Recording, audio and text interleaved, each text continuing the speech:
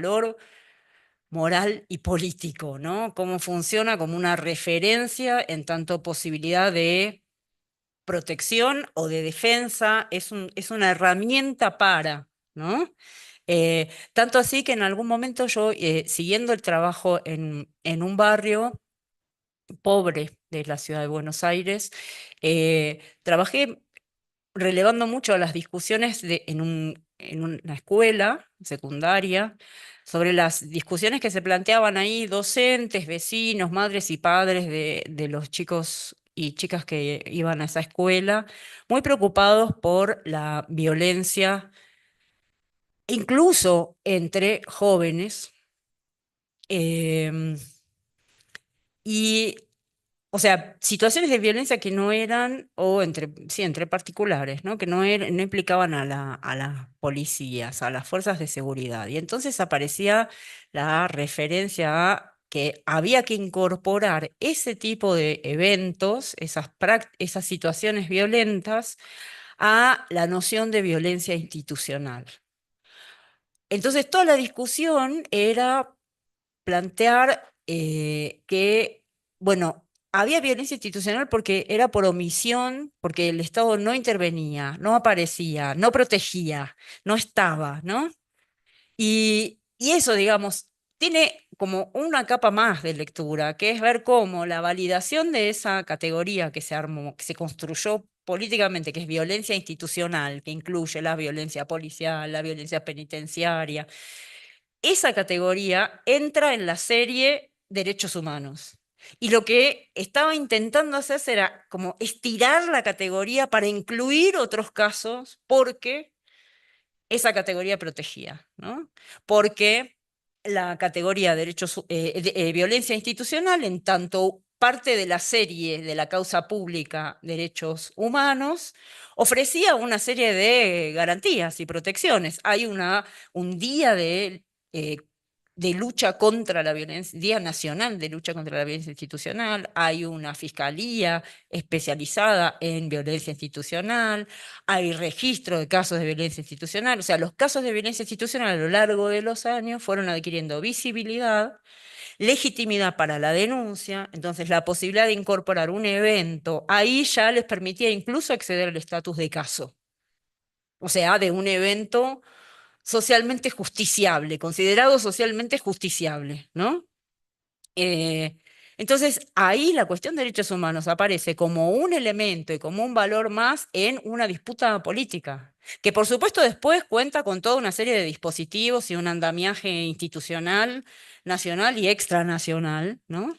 Pero, pero quiero decir, una de las entradas para leerlo es leerlo en esa clave, es decir, cómo se usa, qué significa y qué valor adquiere en cada contexto local. De hecho, hay un trabajo muy lindo de Lucía Elbaum donde pone en relación qué es derechos humanos en Argentina y qué valor tiene y qué es en Brasil y qué significado tiene en Brasil, ¿no? O sea, poder hacer ese ejercicio contrastativo. Yo creo justamente, por eso hacía ese planteo de, bueno, la cuestión derechos humanos como asunto de mi propia investigación es eso, es incorporar esa cuestión al análisis crítico, ¿no? Bueno, esto es un valor que opera dentro de la vida política de estos actores. ¿Qué es? ¿Qué hace? ¿Qué efectos tiene? ¿Qué articula? ¿No? Porque también inscribirse en esa causa implica conseguir legitimidad para una demanda de justicia, por ejemplo, ¿no? Entonces me parece que una cuestión interesante es salirse de el discurso denuncista y entender qué significa ese valor operando localmente. Y en ese sentido creo que el punto es cómo comunicar tiene que ver con eso, ¿no? Con poner en juego, yo diría, no vamos a resolver, pero sí tenemos que complejizar, pero complejizar de una forma amable, mostrando que hay muchas formas de de explicar las cosas, ¿no? Y que ese caso que están contando como un joven violento que no merecía otra cosa que ser muerto por la policía, bueno, era otra cosa, hacía otras cosas, tenía una vida, digo, la forma de contar, de presentar las historias, la forma de mostrar también cómo no hay una autoevidencia de estos eventos. Entonces, ese trabajo de genealogía del movimiento contra la violencia institucional, es un trabajo que lo que buscó es tener material de archivo para mostrar cómo se va armando un colectivo político, cómo se fue armando, con qué materiales, con qué elementos, con qué vasos comunicantes, con ese histórico movimiento de derechos humanos, pero también con aprendizajes nuevos, con nuevos lenguajes. Eh, Contar eso también es historizar, es producir archivo, nos interesaba mucho producir archivo, pero también abrir eso es la posibilidad de que en algunos lugares eso se vea, se hable sobre eso, se muestre eso, digamos, hay mostrar que eso, que los casos de violencia institucional son casos que están construidos como casos. Quiero decir, que de manera eficiente se consiguió retirar esos eventos de su situación de ocurrencia y mostrar esa situación de violencia y de injusticia, digamos, ¿no? Y que ahí hay un enorme trabajo de muchos actores. Eh, Poder mostrar eso también es, en un sentido, es humanizar los eventos, ¿no? Y creo que en ese sentido es importante. Y creo que el trabajo de incidencia va por ahí, por las formas de contar. Hay algo que abogadas y abogados de lo que podemos llamar activismo legal llaman incidencia, que es una cosa muy específica, que es cómo trabajar jurídicamente para acompañar la acusación del Ministerio Público Fiscal en los casos de violencia institucional. De conseguir incidir, digo en este campo específico, ¿no?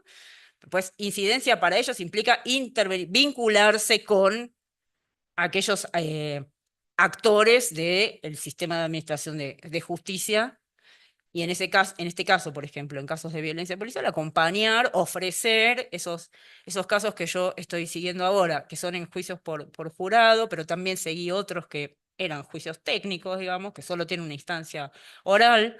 A mí lo que me interesaba ver era cómo era ese trabajo en el que un evento se convierte en un caso y ese caso eventualmente puede además inscribirse en una serie que contribuye a una causa. Esto es, y ahí lo que pude hacer con ese caso lo que llamé las víctimas vivas, ¿no? El caso de esos dos chicos.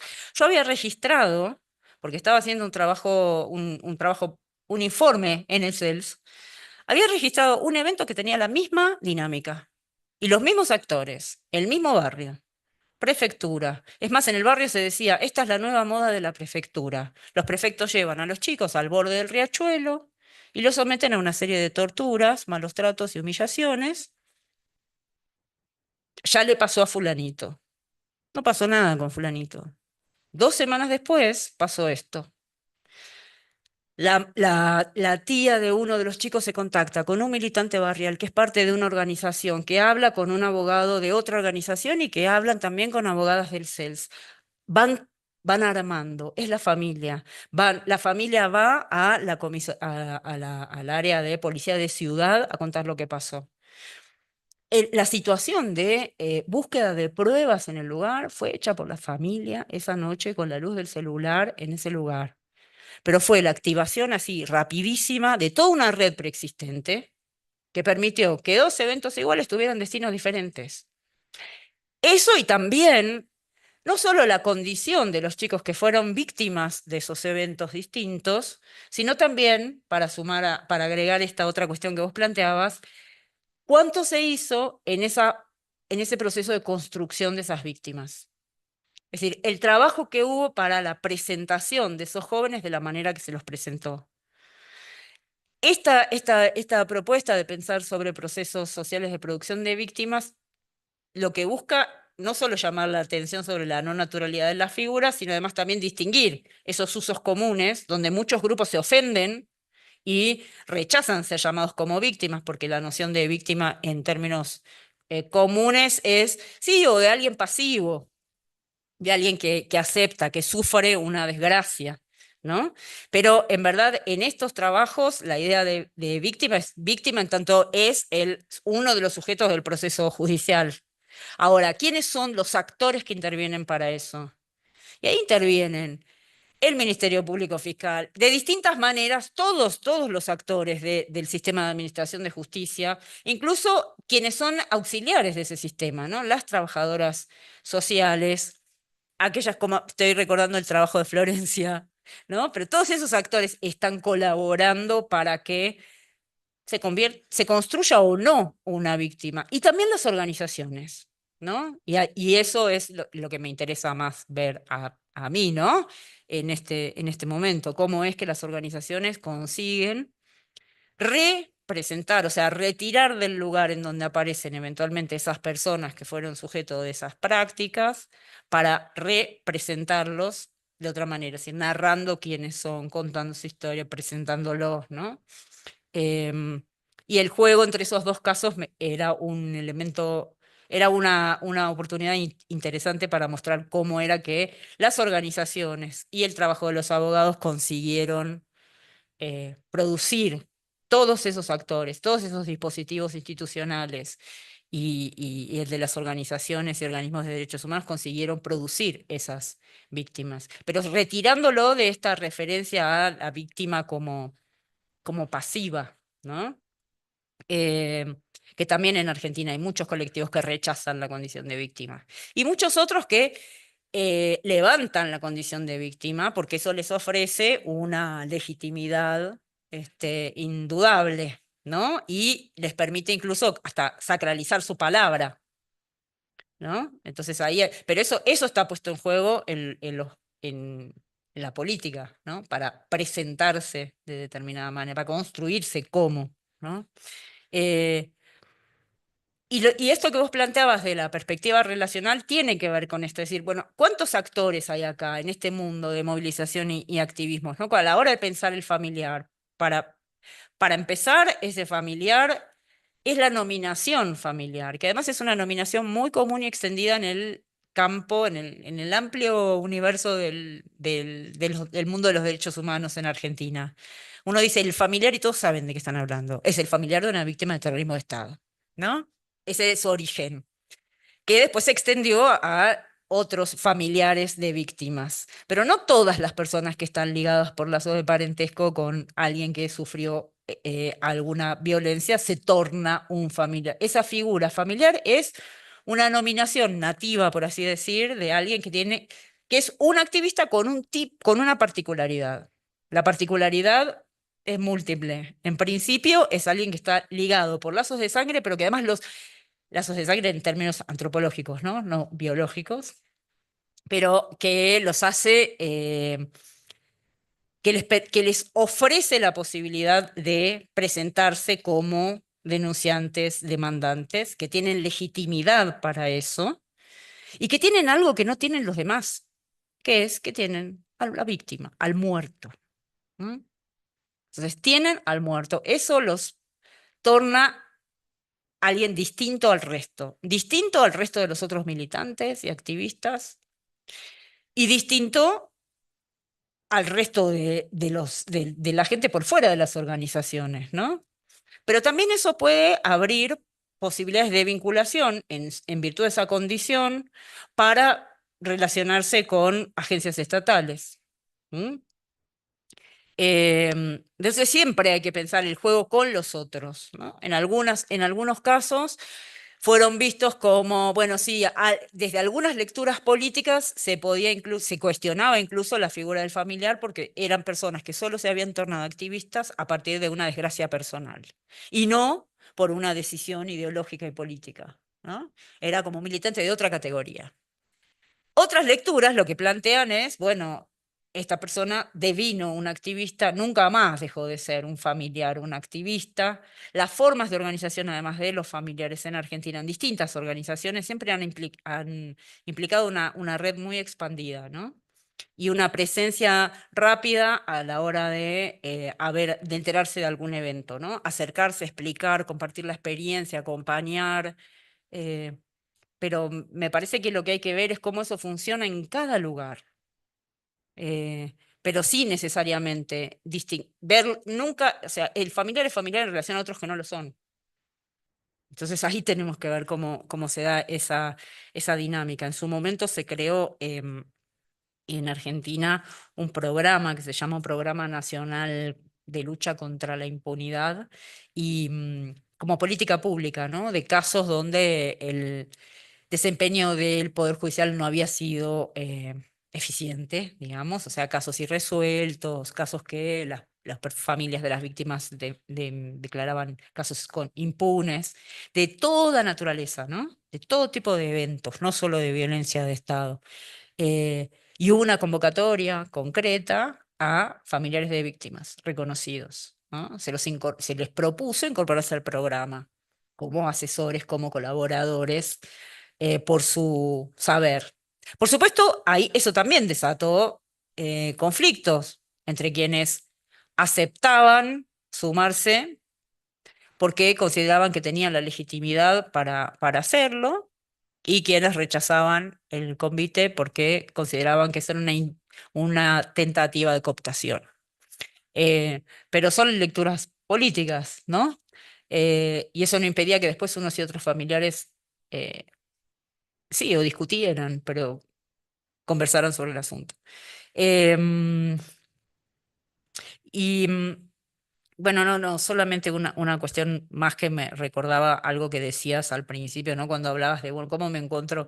El mundo de la Universidad de de la policía, bueno, em, y esta navegación por distintos campos, ¿no? Pero eso es algo para mirar, el universo de de la seguridad, que es algo sobre lo que trabajamos en bastante tiempo en el equipo, y el mundo de las reformas, ¿no? Pero las reformas como así como como oleadas de reformas en América Latina, ¿no? Entonces ahí hay que ver que cuánto de esas lecturas políticas estrechas, ¿no? Donde, bueno, vamos a resolver el problema creando la Universidad de la Policía. ¿Es así, efectivamente? Yo he conocido políticas públicas más eficientes que implicaron una intervención concreta y puntual en determinadas áreas. Por ejemplo, en un momento, desde el área de bienestar policial en el Ministerio de Seguridad, que fue un ministerio, es un ministerio relativamente reciente, se creó un programa que era un cuerpo policial barrial, que fuera un cuerpo especial para villas de emergencia. En su primera formulación y su primera intención fue una política pública que se le propuso a la propia policía. Fue la primera vez que se le proponía a la policía, además, que los policías eligieran si querían o no integrarse a ese programa, que esto es una cosa inédita, ¿no? La policía tiene destinos, se los manda a lugares, no eligen dónde ir, ¿no? Em, y se les proponía una forma de trabajo diferente. Por ejemplo, encontraban a un joven fumando paco y lo que tenían que hacer, su intervención era derivarlo a un área de salud. O sea, se empezaban a plantear formas de intervención específicas. En algunos lugares funcionó y funcionó muy bien, y además lo que diseñaron fue, bueno, por un lado había una propuesta de esto también es para mejor, o sea, la seguridad es un derecho para los barrios, para todos, no solo para los barrios bien. eh, y los policías también deben trabajar en buenas condiciones, ¿no? Entonces se les proponía una forma de circulación por el barrio en grupos, distintas formas de organización, y además un seguimiento del desempeño de la política pública para saber si estaba funcionando bien o mal. Em, y eso es una decisión política, es decir, bueno, yo no voy a crear la Secretaría o el Ministerio de Derechos Humanos para resolver todos los problemas. Voy a detectar cuáles son los inconvenientes acá. Bueno, los inconvenientes son la distribución desigual de la violencia y de la seguridad. Bueno, vamos a ver qué estrategia podemos tener, qué política podemos imaginar. Y creo que así es interesante pensar la política pública. Pero bueno, no siempre están dadas las condiciones para eso, ¿no? Esto, bueno, después vuelvo a otra cosa que me quedó ahí con lo que comentaba Luis sobre lo que decía Luis Roberto. No, por supuesto que no tienen, no, por supuesto que policías, activistas y víctimas no comparten. Justamente, me parece que ese es el punto más atractivo de la investigación, ¿no? Ver cómo qué valoraciones entran en juego a la hora de definir justicia y derechos humanos por parte de esos actores, ¿no? Generalmente, derechos humanos es los derechos humanos para las policías, ¿no? Son las organizaciones que los cuestionan, que objetan su trabajo, em, Y para los activistas y víctimas, bueno, ahí hay una alianza interesante, ¿no? Em, de todas maneras, también a la hora de hablar de activistas, a mí me parece importante pensar en los distintos tipos de activistas que hay, ¿no? Porque hablamos de activismo como si fuera una cosa única. Y en realidad creo que hay, mirando qué es ese activismo, también vamos a entender, por lo menos localmente, cuál es ese universo de los derechos humanos que organiza las prácticas y las formas de intervención de los distintos actores. Pienso en lo que yo trabajo, yo identifico, por un lado es esa distinción entre activismos y militancias, ¿no? Reconociendo que las militancias están más vinculadas a la tradición política histórica local de las organizaciones territoriales, barriales, más ligadas a los partidos políticos, ¿no? Y el activismo más ligado a desempeños profesionales específicos. Pero dentro de esos activismos yo puedo identificar los desempeños de el activismo legal, como así lo podemos llamar, de los abogados de organismos de derechos humanos, especialistas en derecho internacional de los derechos humanos, pero también un activismo estatal y también un activismo judicial, ¿no? De actores de esos distintos espacios. Y lo que me pareció interesante y empecé a ver es, si uno sigue las trayectorias de de esos actores, muchas veces quienes tienen un desempeño como activistas legales y una historia primero, los espacios de formación en la universidad, con quiénes se formaron, en qué escuelas, ¿no? Con qué perspectivas, y después el camino. Sí, si fueron activistas que se dedicaron al litigio estratégico, pero que después en algún momento pasan, por ejemplo, al Ministerio Público Fiscal, ¿no? Entonces ahí ya su desempeño como activistas es un activismo judicial que puede producir alianzas con esos otros activistas legales. Y también con aquellos que tienen recorridos parecidos y que terminan trabajando en áreas o agencias de oficinas de los ejecutivos, ¿no? Del Poder Ejecutivo como activistas estatales.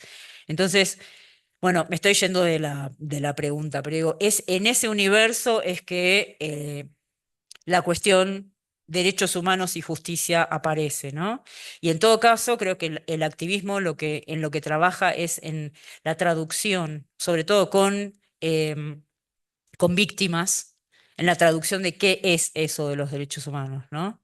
Cómo escribir ese caso eh, en una demanda de derechos humanos, identificando y en el caso del litigio estratégico más todavía, ¿no? Identificando así los patrones de desempeño de las policías y las fuerzas de seguridad.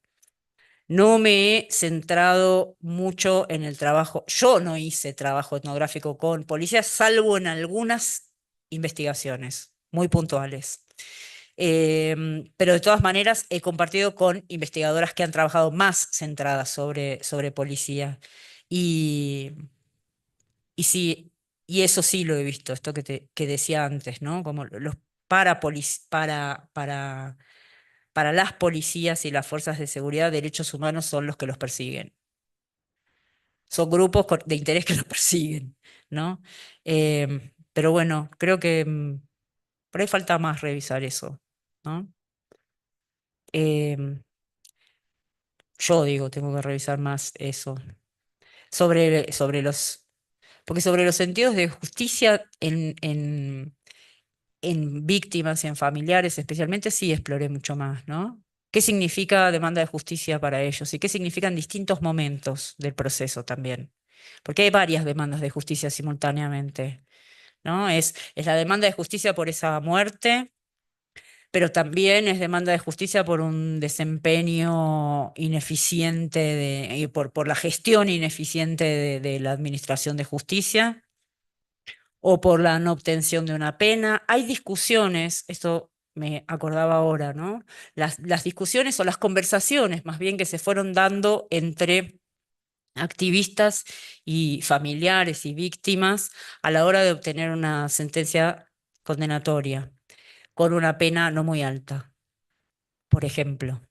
y en qué medida, digamos, ahí se abría toda una conversación respecto de la importancia de haber conseguido una condena que implicaba el reconocimiento de los hechos y la denuncia de la dinámica violenta, que la pena en su monto no iba a modificar, ¿no? Eso está dando discusiones muy interesantes en algunos casos, ¿no? Es decir, separar justicia de años de pena, ¿no? O sea, pensar esa dimensión reparatoria de la justicia. Pero hay mucho de la demanda de justicia que se complejiza precisamente por los desempeños del Poder Judicial, ¿no? El no escuchar, el dar curso directo a la instrucción policial, ¿no? El no buscar producir más pruebas, que eso es lo que en el caso del Milagro y en otros tantos casos de litigio estratégico funcionó muy bien, que es justamente que el Ministerio Público Fiscal cuente con un equipo de abogados que además tiene recursos para producir pericias y que le ofrezca prueba y que le ofrezca desarrollo de argumentación. Lo que pasa es que ahí hay una fase de la incidencia que es producir el acercamiento y la confianza con esa o ese fiscal.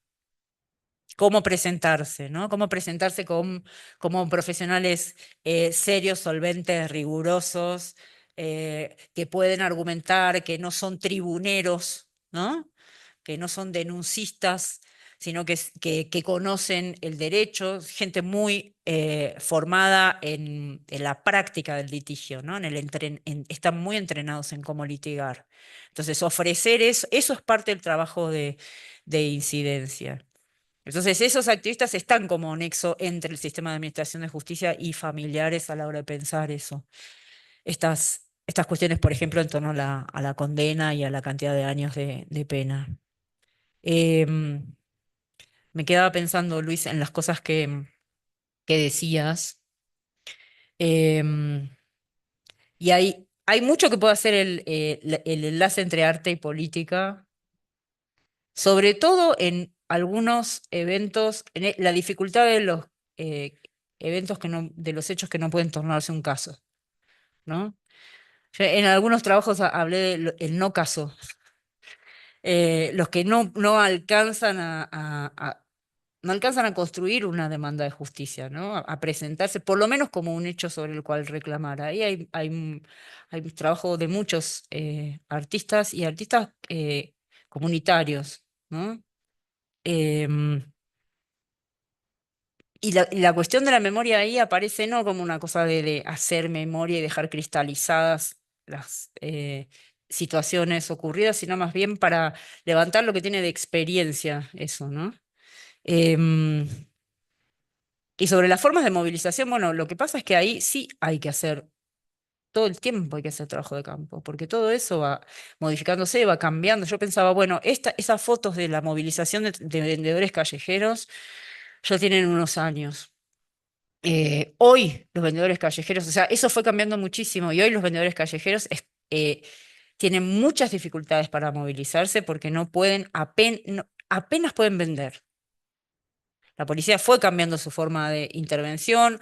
A lo largo del tiempo yo acompañé ese proceso, digamos, de cuando era la Policía Federal, que era la policía que negociaba, ¿no?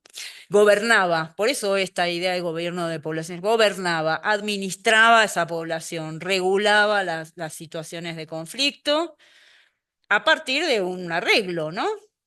Eh, con el retiro progresivo de la Policía Federal en la ciudad de Buenos Aires y con la incorporación primero de la Policía Metropolitana y después de la Policía de la Ciudad y con una presencia cada vez más activa, una articulación cada vez más eficiente entre el poder policial, el poder político del Ejecutivo y el poder del Ministerio Público Fiscal, se abroquelaron de tal manera que lo único que hay sobre esos actores es despliegue de violencia, no hay negociación.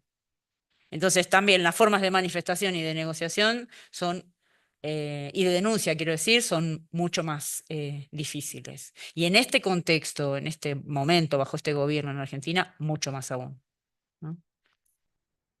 Creo que por ahí estoy, no sé, si quedó algo, me dirán. Creo que ven otras preguntas, me parece. Eh, Darío. Uy,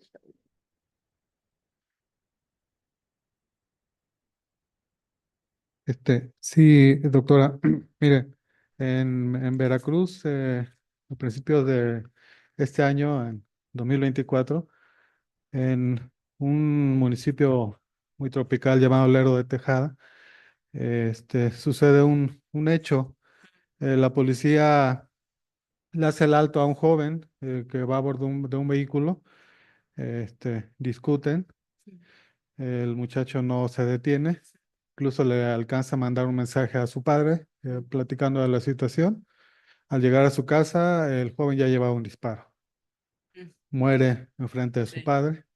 Los policías inmediatamente son este, eh, abordados por los colonos, por mm, los que viven ahí, los residentes. Empiezan a lincharlos y de ahí se deriva este, eh, todo un evento que hasta el patrullas y el edificio municipal es incendiado. mm, Entonces, mi pregunta va en base a eso. ¿Qué respecto al concepto del gatillo fácil? Este, mm. eh, ¿qué, qué, qué- qué complementa ese concepto? O cómo surge ese concepto que inician ustedes este, para este tipo de casos de violencia, de la no preparación de los eh, autoridades municipales o de policías municipales o estatales, también federales, este, para este tipo de casos? La categoría de la nominación en gatillo fácil Sí. no la formulamos nosotras. Es es un nombre que le dio un viejo abogado litigante en casos de violencia policial, León Zimmerman, a propósito, tomando un texto de Rodolfo Walsh que hablaba de la policía y en un artículo que escribió Rodolfo Walsh hablaba de la secta del gatillo alegre. Y de ahí León Zimmerman toma esto y dice, es un gatillo fácil, disparan con facilidad, ¿no? Y eso se popularizó. eh, Adquirió mayor popularidad frente a un caso que fue un caso, que es un caso señero de violencia policial, que se ha llamado la masacre de Ingeniero Budge, que fue un caso en el área del Gran Buenos Aires en 1987. Tres jóvenes que estaban en el barrio bebiendo una cerveza sentados en una esquina y un grupo de policías avanzó sobre ellos y acabaron matándolos. Y ese caso es el caso a raíz del cual, digamos, ahí hubo una rápida reacción de familiares, amigos y vecinos. Em, Ese caso está etnografiado por una antropóloga que se llama Laura Hingold, que hizo su tesis de maestría acá en México. Em, ese, Ese caso se tornó el caso señero de violencia policial en la reapertura democrática y a raíz de ese caso es que es en mayo el Nacional de la Lucha contra la Violencia Institucional. Es a propósito de ese caso. Así que esa nominación no la inventamos nosotros. Esa dinámica de caso que vos contás, de evento que vos contás, es bastante frecuente, bastante común. El punto es que eso se tornó una categoría popular para calificar prácticas policiales consideradas violentas. No necesariamente solo estas de ejecuciones, digamos, o de disparos así, dando voz de alto, supuestamente, sino para todo tipo de prácticas policiales. Se extendió. Su uso es la forma popular de hablar de violencia policial, es hablar de gatillo fácil. Y todo el mundo sabe de qué está hablando, ¿no? Aunque pueden ser eventos de distinta naturaleza. Em, y esa fue que se popularizara fue el resultado de mucho trabajo de muchas organizaciones y de aparecer en la arena pública continuamente haciendo las denuncias, reclamando. Y ahí hay también periodistas, amigos que colaboraban a contar de una manera diferente los eventos que la tradicional de los cronistas policiales, donde había un joven delincuente abatido, ¿no? Esa era la fórmula clásica del periodismo policial, de la crónica policial. Empezó a haber algunos otros, siguiendo una larga tradición de periodistas comprometidos, digamos, que empezaron a buscar, a no construir la noticia policial a partir del parte policial, ¿no? Eh, y eso se empezó a trabajar colectivamente con muchos actores. Eso es lo que yo trataba de describir al principio cuando contaba el trabajo del CELS, ¿no? A instalar una discusión pública sobre, bueno, cuál es la agenda de derechos humanos en democracia en ese momento, ¿no? Empezar a hablar de esos casos de prácticas policiales que estaban totalmente naturalizadas. Las detenciones por averiguación de identidad, que eran detenciones muchas veces arbitrarias, como decimos nosotros, por portación de cara, y que en realidad a partir de determinadas investigaciones empezamos a ver que eran detenciones que eran para cumplir con la estadística de esa comisaría para mostrar que trabajaban a su superioridad, ¿no? Digo, cómo leer la producción de datos también. Y entonces hicimos una investigación con Josefina Martínez y Gustavo Palmieri, que fue tomar los libros de ingreso en los juzgados de las actas de detenciones por averiguación de identidad. Y entonces pudimos reconstruir los recorridos que hacía la policía para producir detenciones por averiguación de identidad. Y eran vueltas a la manzana, cada vez más ampliadas. Había personas que cada 3 días eran detenidos porque era el albañil que terminaba de trabajar en la obra y salía, ¿no? Y bueno, le tocaba. Eh, Esas prácticas estaban naturalizadas, lo mismo que las racias en los recitales o en los partidos de fútbol, ¿no? Entonces el trabajo de muchas organizaciones fue poner eso como discusión en la arena pública. Em, De hecho, hubo un trabajo muy intenso para conseguir en la ciudad de Buenos Aires la derogación de los edictos policiales. Los edictos policiales eran esas normas jurídicas de baja jerarquía que regulaban distinto tipo de conductas y de prácticas, desde hacer pis en la calle hasta vestirse con ropas del sexo contrario, o gritar en la calle, que era escándalo, ¿no? Que era uno de los edictos con los cuales se detenían a las trabajadoras sexuales habitualmente, y a las travestis el vestir ropas de sexo contrario. Bueno, los edictos eran un campo de puro derecho de policía y poder policial. Hasta el 1958 las policías incluso podían elaborar de edictos. Después ya dejaron de tener ese poder de producir esas normas, muy ligadas a la moralidad, ¿no? Y al orden público. Pero siguieron teniendo la facultad de intervenir para detener y para además mantener detenidas a las personas hasta 30 días o cobrar multas. Solo había tribunales de alzada a los que generalmente nunca se llegaba. Es decir, que concentraba prácticamente, en un momento concentró los tres poderes, ¿no?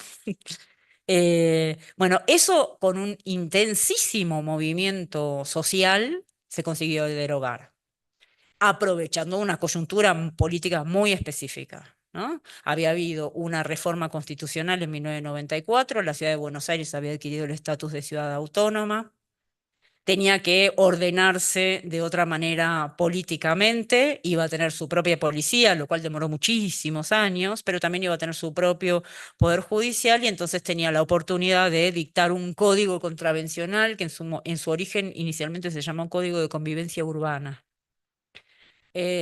Bueno, ese fue un movimiento intensísimo del que participaron organismos de derechos humanos, organizaciones sociales de todo tipo, ambientalistas, organizaciones por las diversidades sexuales, movimientos culturales, y se consiguió una articulación lo suficientemente poderosa como para que los edictos se derogaban, que eso era limitación del poder policial, pero puro poder judicial. Y a lo largo de los años lo que fue mostrando, y eso fue, mi tesis de maestría fue sobre 4 años después de la creación de la justicia contravencional, la relación de las prácticas entre policías y justicia contravencional en la ciudad para ver las continuidades. Pero digo, hubo un momento en la escena pública donde se pudo colocar como asunto la violencia de Estado y la necesidad de limitación del poder policial.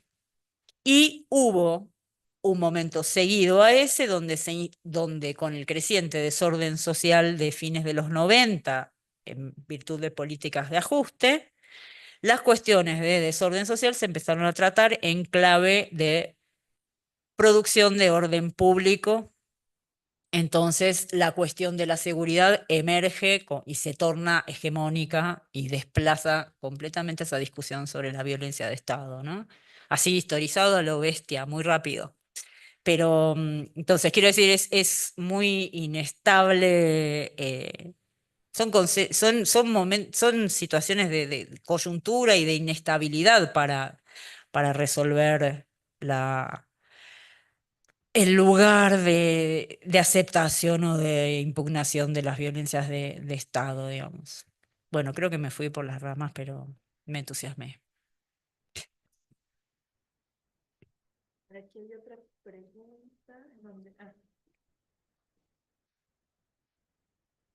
Gracias, Vamos. muchas gracias Sí. María por tu exposición. Y justo sobre esto que tiene que ver con todo el sentido con lo que acabas de mencionar, pero quería preguntarte si pudieras elaborar un poco más la relación y la diferencia y la relación entre la discreción, la discrecionalidad, perdón, y la arbitrariedad y su vínculo con la violencia institucional, como lo has planteado, no solo como el acto de lo como plenamente ilegal, sino como incluso como aquellos formas de proceder inscritas en patrones que están respaldados normativamente, ¿no? Ya nos has hablado justo de los edictos policiales, pero me quedaba pensando en todo esto que también planteas que ha sido la categoría, la violencia policial como categoría en Argentina tiene esta diferencia, me parece que en relación a México, en esto que señalas que es justo que ha sido una categoría política, o sea, analítica y política que ha permitido pues articular o agrupar, acuerpar varias luchas de varios tipos de activismo y entonces en ese sentido me preguntaba que si alguna de estas dos categorías en todo este ejercicio analítico que ustedes han realizado tiene más peso o pudiera tener más peso ETIC y EMIC, ¿no? O sea, entiendo que la categoría como ustedes la han construido en todo este tiempo como investigadores, pues es un ejercicio, pues eso, de reflexión y de análisis, pero justo como estos activismos que ustedes identifican allá, ha sido este proceso de construcción y solo lo pensaba en relación a México, que me parece, y lo han señalado distintas personas, que acá quien los dos movimientos más importantes o parte de los movimientos más importantes son el feminista y el de las víctimas de desaparición, ¿no? El tema policial está, digamos, en otra, tal vez en otro sentido, y pues eso, si pudieras ampliar un poco más el vínculo, la diferencia entre discrecionalidad, arbitrariedad y cómo se ha articulado con la violencia institucional para tu equipo. Hay una pregunta más y creo, no sé si juntamos esta. Gracias. Y respondes. Sí, yo. Bueno, yo quisiera preguntarte acá, cuál es la reacción de todas estas personas que no se adscriben dentro de un movimiento, ¿no? O dentro de una acción colectiva en la categoría de activista. Pensando en que algo que compartimos todos los países de la región es la consolidación de los estados punitivos, ¿no? Y estos estados punitivos que se pueden interpretar y caracterizar por de muchas formas, ¿no? No solamente en temas de cómo opera el sistema, su sistema de justicia, su sistema penal, sino también incluso con el perfil que tienen la constitución de ciertas políticas públicas, ¿no? Y pensaba que en un contexto, digamos, ideal, el sistema penal, el sistema de justicia, como está articulado constitucionalmente, pues tendría que dar respuesta a todas las demandas que tenemos, ¿no? No obstante, se vuelve imperativo tener acciones colectivas, ¿no? Movimientos sociales en donde te asumas víctima o no víctima, pero que tienes que evidenciar, ¿no? Y analizar incluso a partir de la acción la causa. Pero el resto de la población, pues también tiene un papel fundamental en la Constitución y en los límites que tienen estos movimientos, ¿no? Pienso en el caso de México, el punitivismo es discursivo, pero también es totalmente, pues, ¿cómo decirlo, no? Como que todo el tiempo está apuntando a que la solución no son los movimientos, sino las penas duras, ¿no? Que de alguna forma también se ponen a dialogar con las concepciones de justicia que tienen estos tres actores de los que hablabas hace rato, ¿no? Entonces, bueno, más que nada como pensar cómo se está, y pienso concretamente el caso con Milei, ¿no? O sea, cómo es que Milei está ahí, con tantos movimientos, con tanta lucha. O sea, entiendo por qué está, pero al mismo tiempo ¿qué pasa con el resto de la gente, ¿no? ¿Qué está viendo? ¿Cómo se está relacionando con esos movimientos en la calle, en la familia, en todos los espacios públicos? Gracias. Bueno, mi pregunta es un poco enfocada como a estos retos relacionados con la impunidad, porque si bien se habla del activismo, pero también como desde la investigación, el cuerpo, ¿no? Cómo hay ese hostigamiento, seguimiento hacia aquellos que siguen estos movimientos o estas comunidades, familias, y también preguntar como en esta cuestión del estudio hacia los policiales.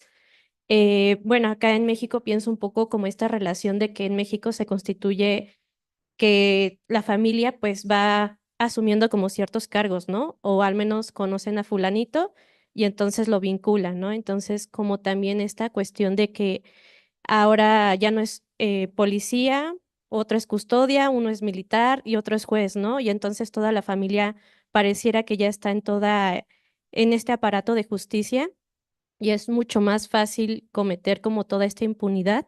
Y en ese sentido, no sé si en tus investigaciones has encontrado como estas relaciones de parentesco entre los mismos, bueno, en el mismo sistema de justicia, ¿no? Que si bien es aquel que la va a brindar, y pues bueno, sí, justo cómo se va siendo un reto esto. Gracias. Bueno, una pregunta rapidísima. Este, mencionaste un proyecto sobre etnografía de la producción de estadística y yo quería pedirte si nos podías contar un poquito más sobre ese proyecto. Muchas gracias.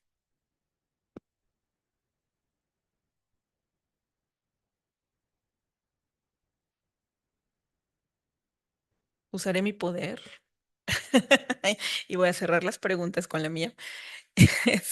No, yo nada más quería solicitarte. Si podrías, si da tiempo, claro, y si no, lo discutimos en otro momento, dado que, bueno, la temática, bueno, el título, ¿no? De lo que nos has presentado son los derroteros etnográficos y nos has presentado cómo fuiste y con este grupo, ¿no? Haciendo todo el trabajo de lo que has dado cuenta ahora. Si podrías hacer un poco o profundizar un poco más, dado que, pues aquí hay estudiantes también, y también es una cosa con la que nos enfrentamos como estudiantes, pero también como profesionales, no solo en la antropología, dado que la etnografía pues se ha abierto a otras disciplinas y bueno, no sé cómo sea en Argentina, pero en México parece que todo el mundo hace etnografía, ¿no?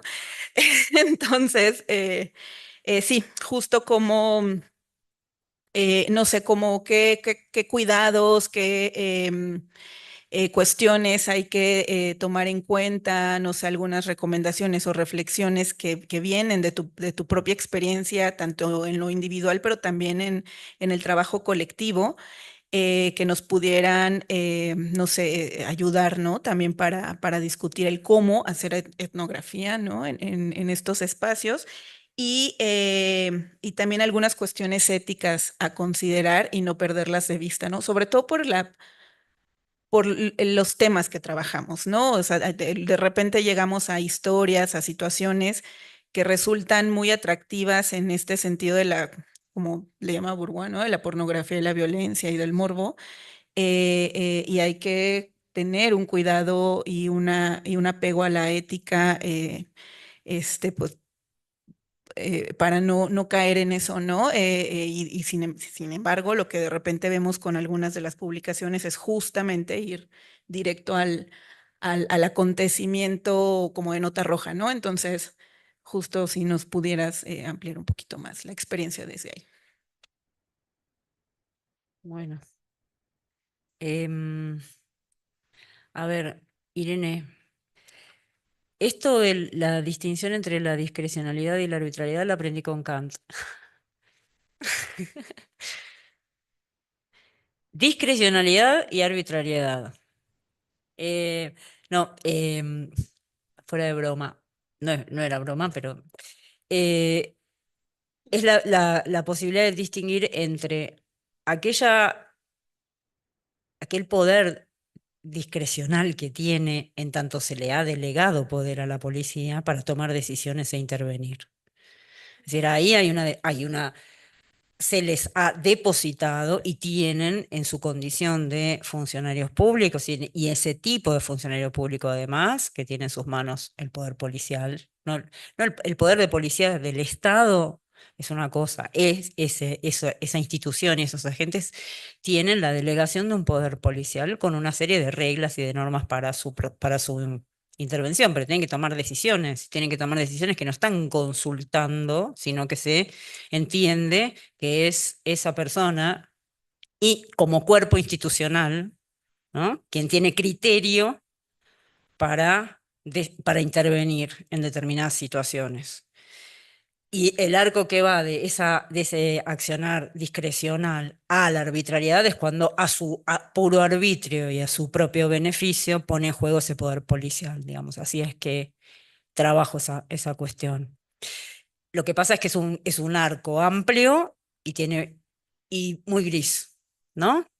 Pero bueno, ¿cuál es la dinámica en la que se dan las detenciones por averiguación de identidad o de qué manera se labra un acta contravencional porque ese policía entiende que ese vendedor está ocupando el espacio público de manera indebida de qué manera pone en juego ese poder para hacer esa detención o esa aprehensión? Si esa persona, en el caso de las contravenciones, esa persona se niega a identificarse, digamos. ¿Cómo lo hace? ¿Qué niveles de em, despliegue de buen trato, hostigamiento, ofensas, pone en juego? ¿Cuándo empieza a haber intenciones de usar ese poder policial y las reglas como un elemento extorsivo? ¿No? Podría detenerte si no obtengo tal cosa, digamos, ese tipo de prácticas, ¿no? Poder describir la dinámica de esas prácticas, creo que es lo que me ha permitido ver como, bueno, en verdad hay un montón de intervenciones que son discrecionales, son al arbitrio de ese agente policial, ¿no? Que determina que en esa situación hay que detener a esa persona porque tiene un comportamiento, digamos, está en flagrancia o está contraviniendo una contravención, valga la redundancia, ¿no? Bueno, decide hacerlo. El modo en que decide hacerlo y los despliegues de mayor o menor abuso, violencia o incluso violencia así moral, ¿no? Está puesta en juego, bueno, es lo que a mí me permitió establecer esas distinciones. Entonces, la detención por averiguación de identidad o la labrado de un acta contravencional no es ilegal. Y además reposa en su poder, en sus manos el poder de poner en juego esa norma, ¿no? Ahora, la manera en que lo va haciendo y cómo incluso la norma se torna elemento de extorsión o de negociación para propios beneficios, digamos, es una de las dinámicas propias de esto que podemos llamar gobierno de poblaciones, ¿no? Cómo se controla esa población de vendedores callejeros o de trabajadoras sexuales eh, o de cartoneros, ¿no? Es por ahí que yo fui trabajando esa distinción. Hay un montón de prácticas policiales que son, digamos que su naturaleza es así, de abierta e indeterminada. Es a su criterio que tiene que intervenir. Entonces ya hay bastante indeterminación. Esas normas, además, sobre todo en su momento los edictos y también las contravenciones, son bastante amplias como para que se ponga en juego el criterio y la aplicación de la norma y un policía pueda justificar que no estaba fuera de regla lo que estaba haciendo.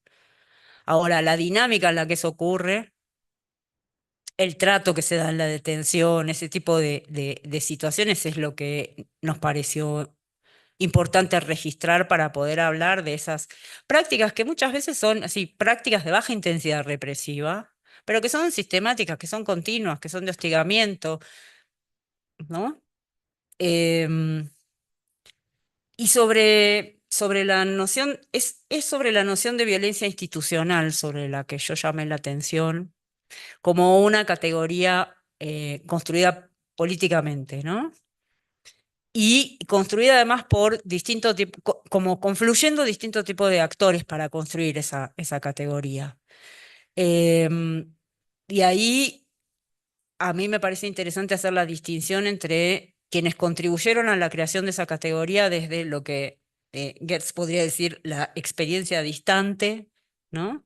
Aquellos que fueron elaborando esa categoría en virtud, sobre todo en el CEL se trabajó mucho en eso, ¿no? En el trabajo de los primeros tiempos, contando con el registro de los eventos y de las denuncias que se presentaban allí, bueno, y más la base de datos que fuimos armando, que la armamos con sabiendo que era solo una muestra, pero con el levantamiento de las noticias de los 4 periódicos más importantes del país en su momento, de las noticias policiales, empezar a ver la dinámica de esas prácticas policiales, ¿no? Entonces, documentar eso, las formas de detención, esos presuntos voces de alto, un montón de eventos que ocurrían cuando los policías ya estaban de franco de servicio, pero se identificaban como policías. Eh, todo ese tipo de prácticas documentadas a través de la experiencia profesional, digamos, pero que se asociaban a todo lo que registraba y todo lo que proveía de conocimiento a aquellos que tenían la experiencia próxima, ¿no? O sea, aquellos que era algo que les había pasado y que podían explicar lo que les había pasado. Y fue con la confluencia de esos dos saberes que se fue construyendo esa categoría que fue instrumental.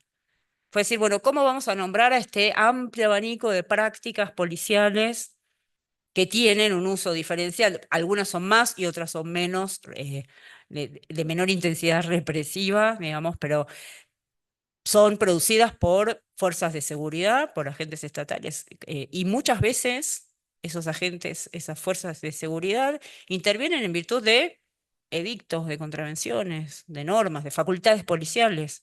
No son prácticas ilegales, no son fusilamientos extralegales, ¿no? Entonces, bueno, ¿cómo nombramos a ese amplio universo de prácticas? Se construyó esa categoría, que es una categoría además que buscó instalar que esas son prácticas que deben controlarse, que no deben ocurrir, que están ligadas al universo de los derechos humanos, ¿no? Como limitación al ejercicio del puro poder policial.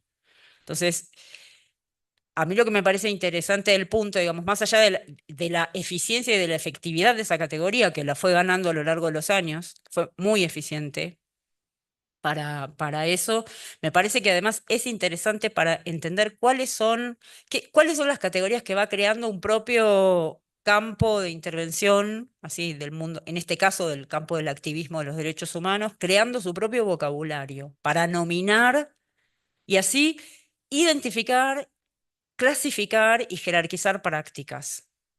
¿Mm? Me parece que esa es la potencia productiva, ¿no? Y conseguí, y de hecho, esto que yo contaba antes, ¿no? Como en un espacio hubo un grupo que dijo, bueno, estos eventos que podrían otros llamar violencia social, nosotros decimos que son de violencia institucional porque hay omisión de la intervención del Estado. Eso habla de la eficacia y de la eficiencia de esa categoría, ¿no? Cómo funcionaba políticamente para impugnar ciertos desempeños de las fuerzas de seguridad. Entonces, me parece que el punto es llamar la atención sobre cuáles son las categorías locales que están siendo eficientes en cada lugar para describir situaciones que se quiere denunciar, que se quiere limitar, que se quiere impugnar, ¿no? O sea, me parece que ahí en ese punto es, bueno, ¿cuáles son esas herramientas que los colectivos van creando? También sabiendo las limitaciones, ¿no? Porque a veces hay categorías que solo sirven en determinados momentos o en determinados escenarios y no en otros, pero yo llamaría la atención sobre eso, ¿no? No dejar de estar atentas y atentos a la creatividad de los movimientos y de los distintos actores que son parte de esos movimientos, que van identificando fenómenos, y además a la hora de identificarlos empiezan a poner en juego un sistema clasificatorio, que además muchas veces es eficiente para discutir con otros sistemas clasificatorios, ¿no? Por ejemplo, con el policial. Entonces, me parece que esa es una entrada interesante para pensar el punto. Por eso no tomaría esa categoría como una categoría que ya está hecha y vale para siempre en cualquier lugar, incluso ni en la misma sociedad, no sé, ¿no? Habría que verlo eso. Em, Claudia. Me quedé pensando en esto, los que no se escriben en la categoría de activista, después me pareció que estabas hablando de otra cosa que yo no había entendido bien, así que voy a hablar de las dos cosas, de la que entendí, de las que creo que entendí y de la que me parece que decía, pero te pregunto si no. De los que no se escriben en la categoría de activista, lo primero que pensé fue en aquellas personas que son familiares de víctimas, pero que no se movilizan, que no se organizan o que no se integran a ninguna organización, ¿no? Que eso también pasa y que no se atraviesa muy bien en términos de experiencias personales en algunas ocasiones. Em, y ahí yo en mi trabajo de campo encontré situaciones muy diferentes, ¿no? Em, de gente que no se había integrado en ninguna organización, pero que colaboraba en denunciar si había otro caso, si había visto algo. Era como una periferia que colaboraba, ¿no? Que comprendía, pero que también comprendía sus limitaciones de incorporarse a una organización o de decidirse a sostener una demanda de justicia, ¿no? Y eso es un asunto, la verdad que viendo eso a lo largo de los años y en diferentes espacios, empecé a pensar en esto de la gestión de la vida y la gestión de la muerte, ¿no? Porque es muy costoso sostener una demanda de justicia. Son procesos larguísimos, llevan muchos años, transforman la vida cotidiana de las personas, de las familias y su entorno. Em, es muy costoso subjetivamente, es muy costoso en términos de las divisiones genéricas en las familias también. Em, y entonces y eso lo empezamos a ver también muy claramente en la investigación esta en el Ministerio Público de la Defensa de Ciudad de Buenos Aires, que muchos son casos que no son casos de muerte, ¿no? Que son casos de una violencia que puede llegar a ser tolerable o de situaciones de humillación y abuso, ¿no? Y, y muchas personas, se hace un seguimiento de la denuncia, se acompaña a la persona desde la Secretaría Letrada, se registra el caso, se registra para informar al sistema de administración de justicia para dar persecución a un expediente, pero además para explicarle a la persona que puede contar lo que pasó, que puede denunciar y que puede sostener la denuncia. Y mucha gente desiste. Pero desiste de una manera que es, bueno, pero yo quiero dejar mi declaración acá y quiero contar todo porque quiero que se sepa lo que pasó.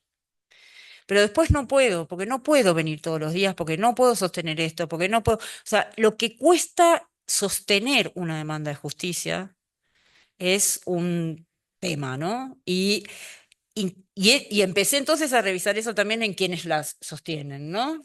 De nuevo, y viendo también lo que hacían algunas organizaciones, que era ofrecer el acompañamiento de un militante de la organización que acompañara a esa familia en todo en gran parte del proceso de demanda de justicia, ¿no?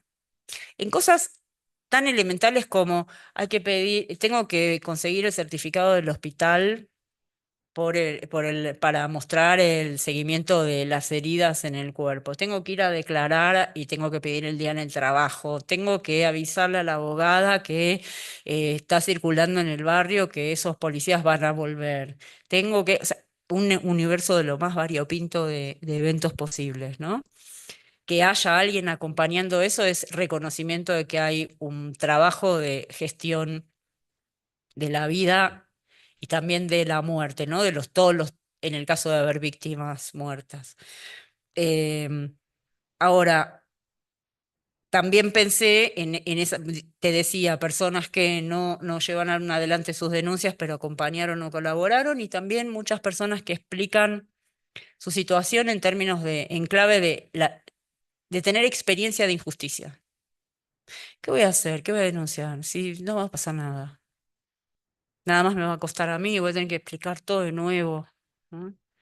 Que por eso yo digo, no es acostumbramiento, ¿no? Algunos autores han planteado, los sectores populares han naturalizado la violencia. No han naturalizado la violencia, por lo menos en mi experiencia de investigación, no hay naturalización de la violencia, sino, digo, lo que estaba naturalizado, que yo describía como naturalizado, eran esas intervenciones muy comunes, extendidas, frecuentes, de muy baja intensidad. Ahora, situaciones más extremas no están naturalizadas, pero sí hay un fuerte peso de la experiencia de la injusticia, ¿no? Que no es aceptación, es solo cierta falta de optimismo respecto al desempeño del sistema de administración de justicia, ¿no? Em, Ahora, creo que vos también hacías referencia a a otras personas que interpretan estas cuestiones más en clave punitiva, ¿no? Eh, y ahí sí, es una de las formas instaladas también pensar que es el castigo, la represión y la violencia. Incluso en algunos casos, eh, que los chicos en el barrio reciban algún correctivo. Y eso es compartido entre algunas personas del barrio y los propios funcionarios policiales o miembros de las fuerzas de seguridad. Era un correctivo, ¿no? Hay una creencia en que el castigo funciona para evitar el desorden, el caos, y sobre todo con los jóvenes, ¿no? Funciona en esa clave pedagógica. Eh, y después, bueno, sí, por supuesto, ya la ola punitivista ya sabemos bastante de eso. Tu referencia a por qué ganó mi ley creo que es una cosa más larga, es más largo de hablar. Em, pero bueno, sí, no aventuraría más que eso. Em, Erika, bueno, no sé el nombre de aquella chica que preguntó. No, sí, esto que vos decías si entendí bien, la presencia de familiares vinculados a las fuerzas de seguridad y personas que han sufrido violencias por parte de las fuerzas de seguridad. 5 minutos. Em, ¿Qué decirte? Sí, tengo registradas esas cosas. Sí, por supuesto. Y en ocasiones son situaciones que no se presentan como contradictorias. Em, hay mucho para pensar respecto de la policía y sus desempeños. Por eso yo mencionaba eso también, ¿no? Bueno, ¿cuáles son las formas de hacer? ¿Cuáles son las formas en que aprendieron a hacer las cosas? Creo que Kant lo decía hace unos días también, ¿no? No es el policía malo. El policía sabe que aprendió a hacer las cosas de esa manera y tiene esas normas y tiene ese arco posible que va de la discrecionalidad a la arbitrariedad y es la forma de hacer y son formas bastante aceptadas en algunos lugares. Pero hay un montón de casos donde hay alguien de la familia. Bueno, hay casos incluso casos señeros en Argentina, ¿no? El caso de Miguel Bru, su papá era policía. Y eso no fue ningún obstáculo para que tanto su mamá, Rosa Bru, como su padre sostuvieran una demanda de justicia durante 30 años. Em, Pero sí, es un oficio, es una profesión y es una profesión muy extendida en los sectores populares, porque es un empleo estable y formal. Entonces sí produce situaciones de conflicto y muchas veces entre los propios jóvenes, ¿no? Los que entraron a la fuerza de seguridad y los que no. Es parte de la conflictividad en los barrios. Sí, y hay muchos investigadores que trabajan especialmente sobre esas cuestiones, ¿no? Muy rápido, Erika y la producción de estadística. Bueno, es muy largo, pero fue parte también de este trabajo. Yo decía antes que habíamos hecho un trabajo con Ana Paula Méndez de Miranda y siempre estamos mirando los datos y cómo se producen. Parte de eso era lo que le decía a Nahuel también, ¿no? Que el punto no es el dato per se, sino las rutinas y las dinámicas institucionales que llevan a producir cierto dato que quiere decir algo y no otra cosa, ¿no? Y que muchas veces se le hace decir un dato algo que no dice. O se quiere comparar datos que dicen cosas, que hablan de universos diferentes, ¿no? Y este trabajo con el Ministerio Público de la Defensa de la Ciudad de Buenos Aires también es en el marco de un convenio con la Red de Derechos Humanos de CONICET. Y ahí lo que combinamos juntos fue ayudarlos a revisar la base de registro de los datos, pensando que ellos tenían que registrar todos los datos, los campos específicos que hacían a la descripción de la dinámica de hechos, que es de violencia institucional, para informar a la Defensoría para que lleve adelante los procesos y también para producir informes y ir describiendo las características de la violencia institucional en la ciudad, ¿no? O sea, la producción de información para dos fines. Y además para tener toda esa información disponible a la hora de recibir para las entrevistas, o sea, la información más dura para recibir para las entrevistas a las víctimas y después registrar lo que las víctimas dijeron en esas entrevistas. Ese es el trabajo, ¿no? Y es acompañarlos a ellos y probar cómo funciona y probar que a veces el engolosinamiento en la descripción exhaustiva de los eventos es un obstáculo a la hora de pensar cómo registrar la información, porque esa información la tiene que registrar una serie de agentes y después tenés que tener ciertas categorías descriptivas que te sirvan, porque si no es el mapa del imperio, como diría Borges, ¿no? Que mide lo mismo que el imperio. Entonces, ¿cómo hacer para producir esos datos y hacerlo así, trabajando a varias manos y conversando y revisando experiencias, haciendo pruebas? eh, Así es que avanzamos en ese trabajo que todavía no terminamos. Em, y lo último, que es lo que vos preguntabas. em, Sí, me parece que ahí hay mucho del compromiso con las personas con las que uno trabaja, ¿no?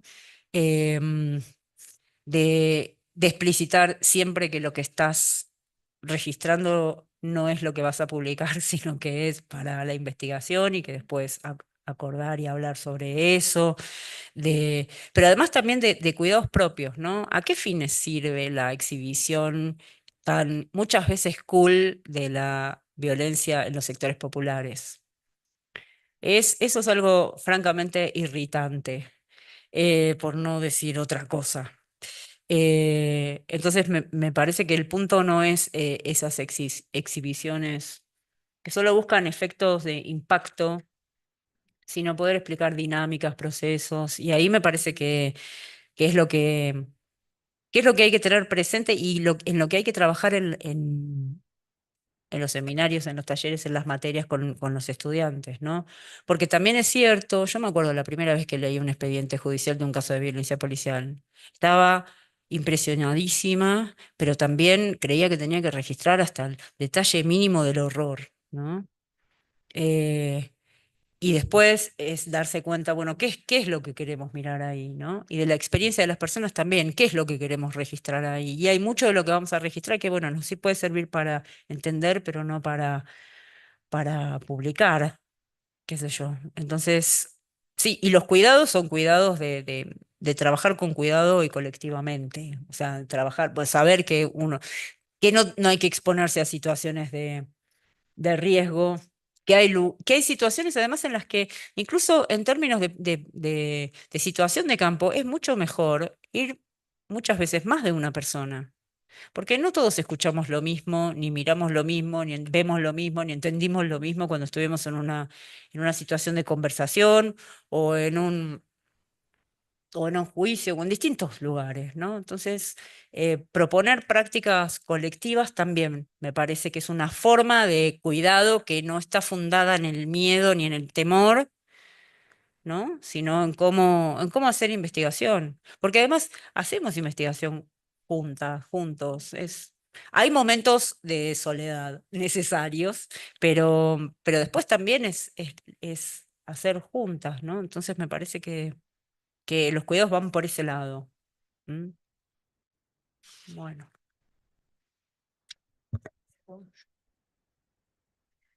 Bueno, muchísimas gracias a quienes se han quedado hasta ahora. Entendemos que hay quienes han tenido que retirarse. Agradecemos a la doctora Pita por lo que nos ha compartido. Y bueno, les esperamos el día de mañana. En punto de las 10 de la mañana estará la mesa de ciudadanías, identidades y reconocimiento de derechos. Y por la tarde, no, después de la mesa, no por la tarde ya, no. Después de la mesa tendremos la presentación del libro Administración de Conflictos y Justicia, las pequeñas causas en un juzgado de ESJA del doctor Luis Roberto Cardoso de Oliveira. Y también la clausura de este evento. Pues bueno, ha sido muy, muy grato compartir el día de hoy con ustedes y pues bueno, muchísimas gracias a todas, todos, todos.